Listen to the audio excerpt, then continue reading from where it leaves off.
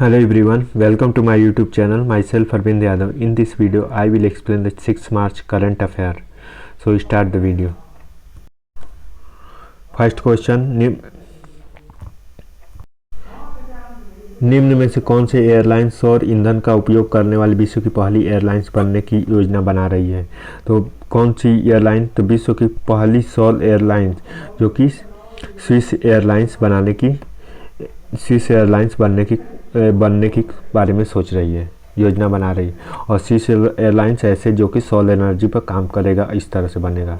तो आते हैं लुफ्तांसा की सहायक कंपनी जो कि अपनी लुफ्तांसा की सहायक कंपनी स्विस एयरलाइन जो सौर ईंधन का उपयोग करके दुनिया की पहली एयरलाइंस बनाने की योजना बना रही है।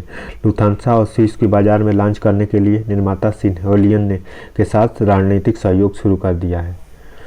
इस साल जर्मनी में नॉर्थ राइन वेस्टफैलियन ने उत्पादन 2023 में स्विस में इसका ग्राहक होगा।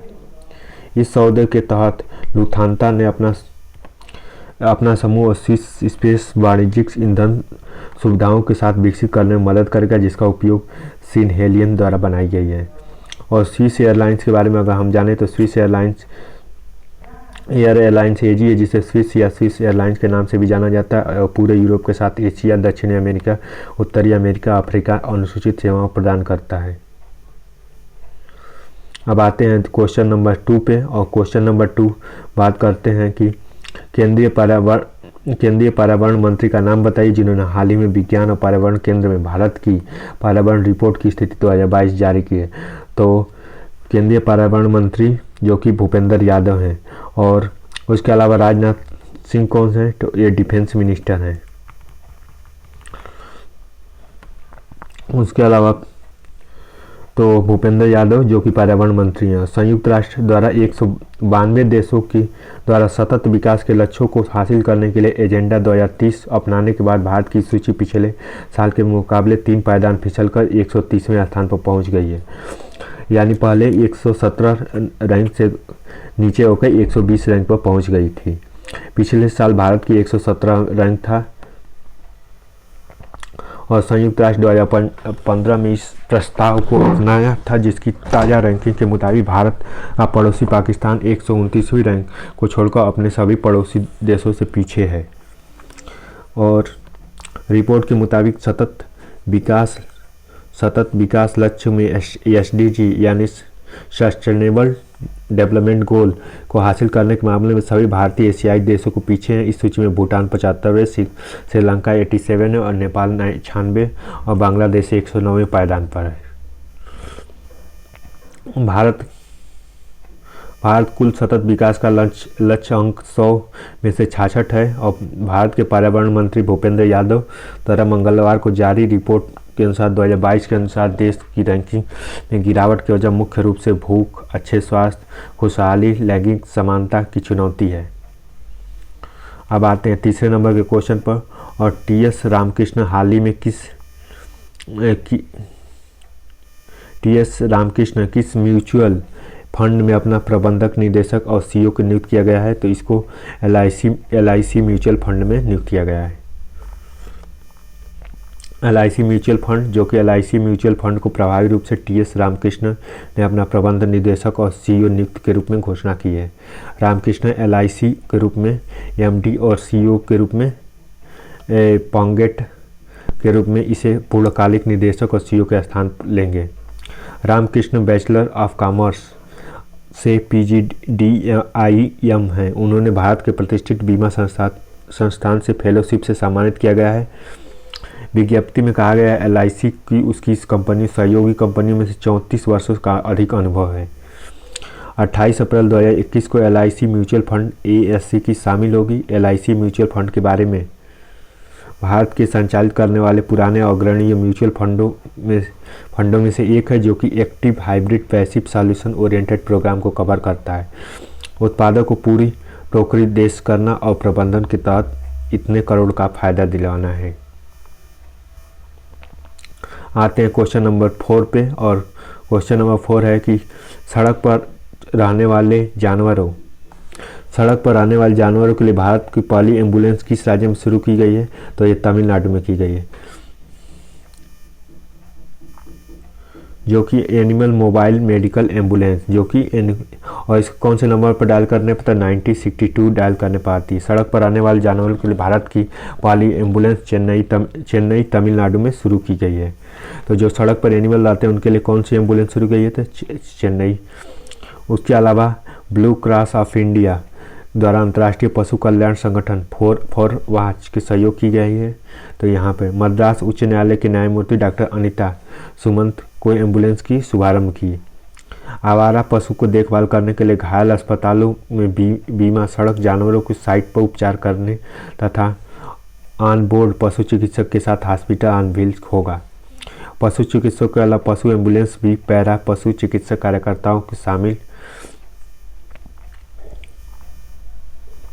अब आते हैं 5वें नंबर के क्वेश्चन पर। निम्नलिखित किस आईआईटी के शोधकर्ताओं ने बायोडिग्रेडेबल नैनो पार्टिकल विकसित किया है? तो आईआईटी कानपुर ने विकसित किया है। किस आईआईटी शोधकर्ताओं ने बायोडिग्रेडेबल नैनो पार्टिकल विकसित किया है? तो आईआईटी कानपुर ने विकसित किया है। और आईआईटी कानपुर कहाँ है? तो ये यूपी में है। मध्य प्रदेश के उज्जैन में हाल ही में कितने मिनट में 11.7 लाख मिट्टी के दिए जलाकर गिनीज वर्ल्ड रिकॉर्ड बनाया गया? तो कितने मिनट दिए जलाए गए? 10 मिनट। मध्य प्रदेश के उज्जैन में हाल ही में उज्जैन, जो कि उज्जैन कौन सी नदी के किनारे है? तो शिप्रा नदी के किनारे है। शिप्रा नदी के किनारे है। उज्जैन पर कुंभ मेला का भी आयोजन किया जाता है। और कितने मिनट में 11.71 लाख मिलियन दिए जलाकर गिनीज वर्ल्ड रिकॉर्ड बना था, जो 10 मिनट करेक्ट आंसर है। तो करेक्ट आंसर 10 मिनट। इसके बारे में अगर डिटेल में बात करें तो मध्य प्रदेश के उज्जैन में महाशिवरात्रि पर्व कब था? तो 1 मार्च को था। और इस पर शहरवासियों ने अपने घर आंगन में दीप जलाकर शिव दीपावली मनाई। पूरे विश्व में उज्जैन से आने का न्योता दिया और अंधकार मिटाने का संदेश दिया।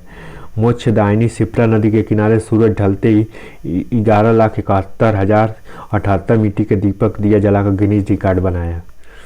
Guinness book of world record की टीम ने इस दीपों की सबसे बड़ा प्रदर्शन largest display of oil lamp करार दिया। इसे विश्व रिकॉर्ड बनने का प्रमाण पत्र मुख्यमंत्री शिवराज सिंह चौहान को प्रदान किया।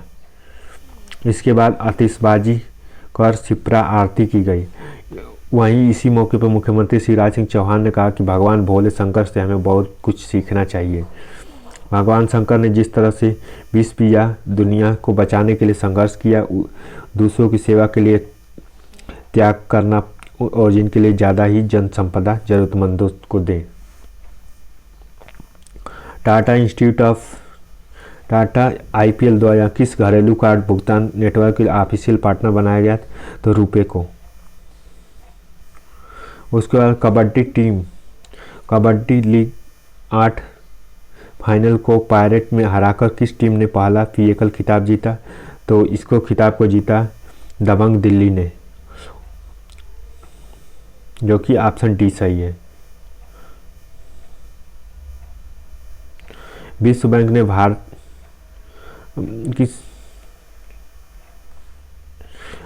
के जुनैद कमाल अहमद को किस अंतर्राष्ट्रीय एजेंसी में नामित किया गया? तो अंतर्राष्ट्रीय महिला एजेंसी में।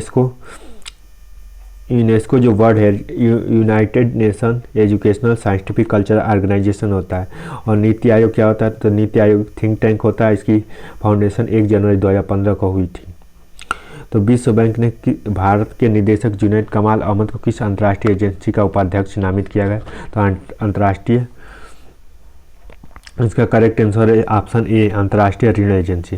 ऋण जो मतलब लोन देता है वो सही है।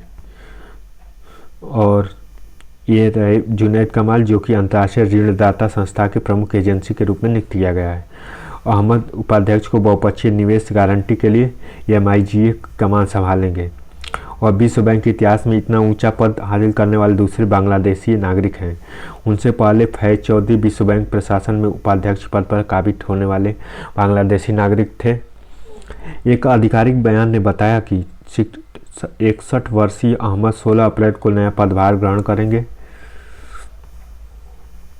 जोखिम बीमा। उसके अलावा आते हैं नेक्स्ट क्वेश्चन पे,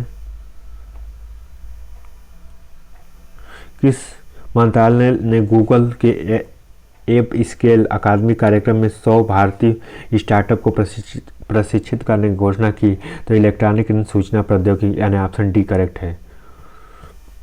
और गूगल भारत के टेक्नोलॉजी की जगह कंपनियों को बड़े पैमाने पर निवेश कर रहा है। गूगल की ministry of electronic and information technology यानी मीटी और मीटी के साथ मिलकर एक पहला स्टार्टअप शुरू कर रहा है। उसके अलावा इसमें 100 से ज़्यादा मिड स्टेज स्टार्टअप पहुंचाने का काम होगा, जो कंपनियों को एपो स्केल एकेडमी तथा Google apo scale academy class का ऐलान होगा, जो gaming, innovation, global app driving और इन दिशा पर काम करेगा। गूगल की तरफ से 100 ऐप्स की पहचान की गई, जिन्हें डेली, क्रिटिकल और यूनिक होम ग्राउंड सॉल्यूशन जैसे online learning platform, beat class, social farming, इन सब चीज़ों के बारे में। जीवाणु रोग प्रतिरोध एक नई महामारी। जीवाणु रोग एक नई महामारी है, इस आर्टिकल को हम पढ़ेंगे। तो पिछले कुछ वर्षों के दृष्टिकोण से खतरनाक रूप से उच्च प्रतिरोध, हाई रेजिस्टेंस रेट दर्ज किया गया महामारी में कोविड-19 के जीवाणुओं के लिए एंटीक्रोबियल्स अनुचित उपयोग से चिंता को जन्म दिया है। कोविड-19 महामारी नुस्खे, एंटीबायोटिक दवाओं के साथ अपशिष्ट जल निकासी की दुनिया में एएमआर क्या है? तो भारत में इसकी क्या स्थिति है? एएमआर क्या है? तो जीवाणु रोग प्रतिरोध के सूक्ष्मजीव, बैक्टीरिया, वायरस, कवक, परजीवी आदि द्वारा इनके संक्रमण उपचार के लिए प्रयोग किया जाता है।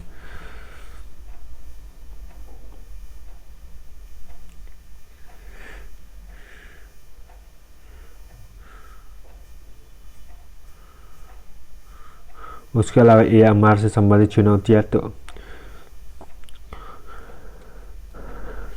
Thank you so much for watching this video.